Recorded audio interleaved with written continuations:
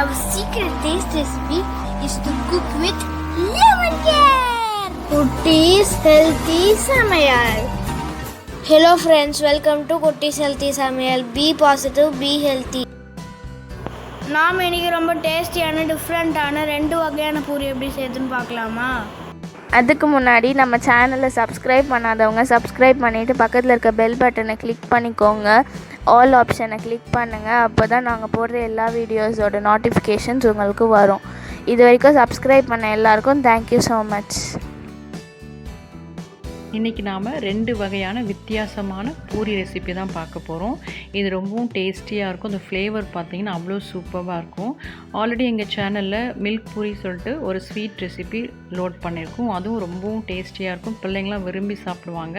எங்கள் channel visit பண்ணி அதையும் பாருங்கள், கண்டிப்பாக உங்களுக்கு யூஸ்ஃபுல்லாக இருக்கும். இதில் பார்த்திங்கன்னா நம்ம தக்காளி பூரியும் புதினா கொத்தமல்லி பூரியும் தான் செய்ய போகிறோம். ஏன்னா அதோட பேரே ரொம்ப டிஃப்ரெண்ட்டாக இருக்கேன்னு பார்க்குறீங்களா? அதோட டேஸ்ட்டும் அப்படியே ரொம்ப டிஃப்ரெண்ட்டாக இருக்கும். ரொம்ப சூப்பர் ஃப்ளேவரில் இருக்கும். வீடியோ ஸ்கிப் பண்ணாமல் பாருங்கள். அப்போ தான் உங்களுக்கும் யூஸ்ஃபுல்லாக இருக்கும், எங்களுக்கும் வந்து சப்போர்ட்டிவாக இருக்கும். முதல்ல நம்ம தக்காளி பூரி தான் எப்படி செய்யுதுன்னு பார்க்க போகிறோம். இதுக்காக நான் ஒரு சின்ன சைஸ் தக்காளி எடுத்திருக்கேன். ஏன்னா கொஞ்சமாக தான் மாவு எடுக்கிறேன், அதுக்காக தான். அது கூடவே 2 வரமிளகாய் ஆட் பண்ணி நல்லா நம்ம பேஸ்ட்டாக அரைச்சி எடுத்துக்கலாம். இந்த பேஸ்ட்டை நம்ம வடிகட்டிக்கலாம். ஏன்னா தக்காளி விதைகளும் வரமிளகாய் விதைகளும் அதில் இருக்கும். இந்த வடிகட்டி நம்ம அந்த பேஸ்ட்டை தனியாக எடுத்துக்கலாம். தக்காளி உங்களுக்கு பச்சையாக போட பிடிக்கலன்னா அதை வேக வச்சு கூட நீங்கள் இப்படி அரைச்சி சேர்த்துக்கலாம். அதுவும் ரொம்ப டேஸ்டியாக தான் இருக்கும். அடுத்த இது கூடவே 3/4 கப் அளவுக்கு கோதுமை மாவு எடுத்திருக்கேன். நீங்கள் விருப்பப்பட்ட மைதா கூட எடுத்துக்கலாம். இது குழந்தைங்களுக்கு கொடுக்கும்போது நமக்கு கோதுமை மாவு தான் ரொம்ப ஹெல்த்தியானது. இதுக்கு தேவையான அளவுக்கு உப்பு ஆட் பண்ணிக்கலாம். நான் வந்து 3/4 கப் கொஞ்சம் குறைவாக எடுத்த முதல்ல, அடுத்ததாக கொஞ்சம் மாவு ஆட் பண்ணேன். அதுதான், வேறு ஒன்றும் இல்லை. இப்போ நம்ம இதை ஒரு சப்பாத்தி மாவு பார்த்து பிசைஞ்சிக்கலாம். 1 ஸ்பூன் ஆயிலும் ஆட் பண்ணிக்கலாம். அப்போ நமக்கு ஈஸியாக இருக்கும், கையில் ஒட்டாமல் நல்லா பிசைகிறதுக்கு.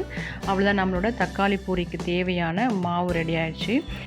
மாவு நல்லா நமக்கு சாஃப்டாக இருக்குது. இப்போ சாஃப்டான மாவை நம்ம தேவையான அளவுக்கு உருண்டைகள் எடுத்து மாவு இது போல் ஸ்ப்ரெட் பண்ணி சின்ன சின்ன பூரிகளாக திரட்டி எடுத்துக்கலாம். நான் இன்றைக்கி ரவுண்ட் ஷேப் வர்றதுக்காக திரட்டின பிறகு ஒரு சின்னதாக பவுல் வச்சு கட் பண்ணி எடுத்துக்கிறேன். இது போல் பவுலோ இல்லை டிஃபன் பாக்ஸ் மூடியை வச்சு நீங்கள் ரவுண்ட் ஷேப் கட் பண்ணி எடுத்துக்கலாம். இல்லை அப்படியே என்னால் ரவுண்டாக ஷேப் பண்ண முடியும்னா நீங்கள் அப்படியே கூட திரட்டி செஞ்சு எடுத்துக்கலாம். நான் ஆல்ரெடி மாவு பிசையும் போதே கடாய் வச்சு எண்ணெய் ஊற்றி சிம்மில் வச்சுருந்தேன். ஸோ மிதமான சூட்டில் நமக்கு எண்ணெய் நல்லா காஞ்சிருக்கு. இது போல் மிதமான சூட்டில் நீங்கள் பூரிகள் செஞ்சு எடுக்கும் நல்லா ஃப்ளஃபியாக நமக்கு கிடைக்கும். மாவும் நமக்கெல்லாம் சாஃப்டாக இருக்குது. அதனால் நல்லா புஷ்ஷுன்னு வந்தது. பூரி ரொம்ப சூப்பராக இருந்தது. அவ்வளோதான், நம்மளோட தக்காளி பூரிகள் சூப்பராக ரெடி ஆகிடுச்சு.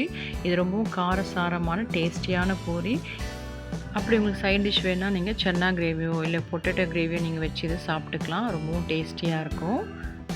நான் இன்றைக்கி 2 வகையான பூரி செய்கிறேன். ஸோ அடுத்த மாவுக்கும் நம்ம ரெடி பண்ணிக்கலாம். இதுக்கு நான் 1/2 கப் அளவுக்கு கோதுமை மாவு எடுத்திருக்கேன். அதற்கு ஈக்குவலாக புதினா 1/2 கப், கொத்தமல்லி 1/2 கப் பொடியாக கட் பண்ணி எடுத்து வச்சுருக்கேன். அதையும் நம்ம மாவோட ஆட் பண்ணிக்கலாம். நல்லா முடிஞ்ச அளவுக்கு நல்ல பொடியாக கட் பண்ணிக்கோங்க, அப்போ தான் நமக்கு நல்லாயிருக்கும். இதை ஆட் பண்ண உடனே நம்ம அது கூடவே 1/2 ஸ்பூன் அளவுக்கு பச்சை மிளகாய் விழுது ஆட் பண்ணோம். என்கிட்ட இன்றைக்கி பச்சை மிளகாய் பேஸ்ட் இல்லை, அதனால் ஒரு பச்சை மிளகாய் நான் வந்து மிக்சியில் ஆட் பண்ணி அரைக்க போகிறேன். அது தனியாக அரைச்சா அரையாது. அதில் கொஞ்சமாக கொத்தமல்லியும் புதினாவும் சேர்த்து தான் அரைக்கிறேன். அப்போ கூட எனக்கு கரெக்டாக அந்த பேஸ்ட்டாக அரைஞ்சி வரல. ஆனால் பச்சை மிளகாய் ஓரளவுக்கு அரைஞ்சி வந்துடுச்சு. இதை மாவோட ஆட் பண்ண பிறகு அதுக்கு தேவையான அளவுக்கு உப்பும் ஆட் பண்ணிக்கலாம். ஆட் பண்ணி நம்ம ஒரு 1/4 ஸ்பூன் அளவுக்கு சீரக பொடி, இது வந்து வறுத்து நம்ம அதோடு ஆட் பண்ணிக்கணும். நான் ஆல்ரெடி வறுத்து தான் அரைச்சி வச்சுருக்கேன். அதில் 1/4 ஸ்பூன் அளவுக்கு சீரக பவுடர் ஆட் பண்ணிக்கிறேன். 1 ஸ்பூன் அளவுக்கு எண்ணெய் ஆட் பண்ணிக்கிறேன். ஆட் பண்ணி நல்லா நம்ம சப்பாத்தி மாவு பார்த்துக்கு பசஞ்சு எடுத்துக்கலாம். அவ்வளோ நம்மளோட மாவு ரெடி ஆகிடுச்சு. இப்போ நம்ம இதை சின்ன சின்ன உருண்டைகளாக எடுத்து பூரியாக திரட்டி நம்ம செஞ்சு எடுத்துக்கலாம். இப்போ நம்ம தேவையான அளவுக்கு உருண்டைகள் பிடிச்சி இது போல் கல்லில் கொஞ்சமாக மாவு ஸ்ப்ரெட் பண்ணிவிட்டு அது மேலே வச்சு நல்லா திரட்டி எடுத்துக்கலாம். இந்த ரவுண்ட் ஷேப்க்காக நான் ஒரு பவுல் வச்சு கட் பண்ணுறேன். பவுலோ இல்லை டிஃபன் பாக்ஸ் மூடியை வச்சு இது போல் நீங்கள் ரவுண்ட் ஷேப் கட் பண்ணி எடுத்துக்கலாம். அப்படி உங்களுக்கு அப்படியே செய்ய முடியாது, நீங்கள் அப்படியே கூட சர்க்கிளாக செஞ்சு பூரிகளாக செஞ்சு எடுத்துக்கலாம். நான் இது வந்து மாவு பிசைய ஆரம்பிக்கும் போதே கடாயை வந்து சிம்மில் வச்சு அதில் எண்ணெய் ஊற்றி காய வச்சுட்டேன்.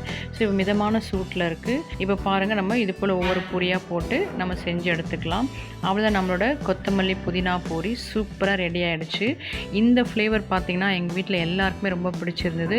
ஏன்னா எல்லாருக்குமே கொத்தமல்லி புதினாவோட ஃப்ளேவர் ரொம்ப பிடிக்கும். ஸோ இதில் வந்து பூரியில் அந்த டேஸ்ட் வரும்போது, அந்த ஃப்ளேவர் வரும்போது நாங்களும் சரி பிள்ளைங்களும் சரி ரொம்பவும் விரும்பி சாப்பிட்டோங்க. இதுக்கு வந்து சைட் டிஷ்ஷே தேவையில்லை, அப்படியே அந்த பூரிகளை பிள்ளைங்க சாப்பிட்டுப்பாங்க. அப்படியே உங்களுக்கு சைட் டிஷ் வேணும்னா ஆல்ரெடி நான் சொன்னது போல் சென்னா கிரேவியோ இல்லை பொட்டேட்டோ கிரேவியோ நீங்கள் வச்சு இதை சாப்பிட்டுக்கலாம். ரொம்பவும் டேஸ்டியாக இருக்கும். எப்போவுமே நாம் ஒரே மாதிரி பூரிகள் செஞ்சு சாப்பிடாமல் இது போல் டிஃப்ரெண்ட் ஃப்ளேவர்ஸில் செஞ்சு சாப்பிடும்போது பிள்ளைங்களும் விரும்பி சாப்பிடுவாங்க, நமக்கும் அது ரொம்பவும் பிரியமாக இருக்கும். ஸோ இது போல் செஞ்சு பாருங்கள். செஞ்சு பார்த்துட்டு உங்கள் எக்ஸ்பீரியன்ஸ் எங்களுக்கு கமெண்ட் பண்ணுங்கள், லைக் பண்ணுங்கள், தொடர்ந்து சப்போர்ட் பண்ணுங்கள். தேங்க்யூ. Yummy tasty. நீங்களும் ட்ரை பண்ணுங்கள், என்ஜாய் பண்ணுங்கள், ஹெல்த்தியாக இருங்க. தேங்க்யூ.